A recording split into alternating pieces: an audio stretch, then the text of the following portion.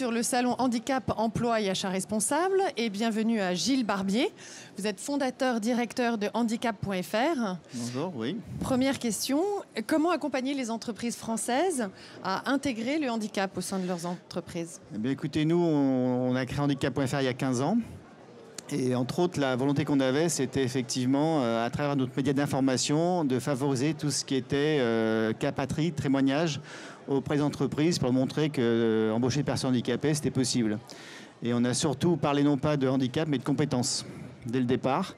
Ensuite, on a développé différents outils pour les sensibiliser à ce sujet-là. À la fois des outils liés à tout ce qui était sensibilisation des managers à travers un guide qui s'appelle Tandikwa.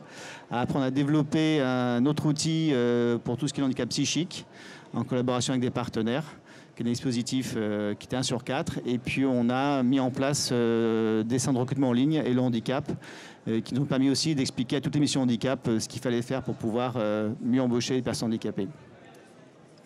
Comment les collaborateurs au sein d'une entreprise ressentent-ils la question du handicap? Écoutez, nous, chez handicap.fr, on a quand même pas mal de collaborateurs en situation de handicap. Comment ils le ressentent? Écoutez, il n'y a rien de particulier, si ce n'est qu'effectivement, parfois des aménagements à mettre en place. Il y a certaines aussi informations à donner pour que tout le monde soit un peu informé de ce qu'il faut faire ou ne pas faire par rapport à certains types de handicap.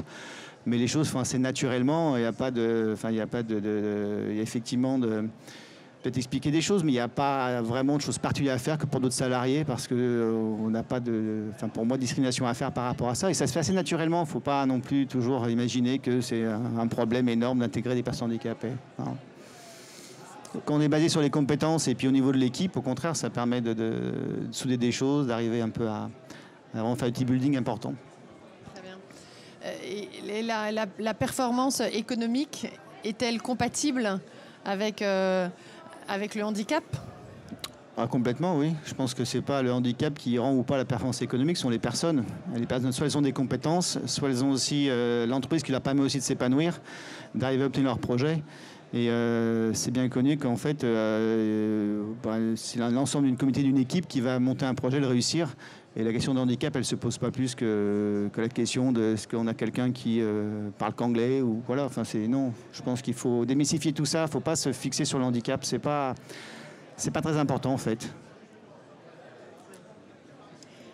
Très bien, merci beaucoup. Merci. Bon salon. Merci beaucoup. Au revoir.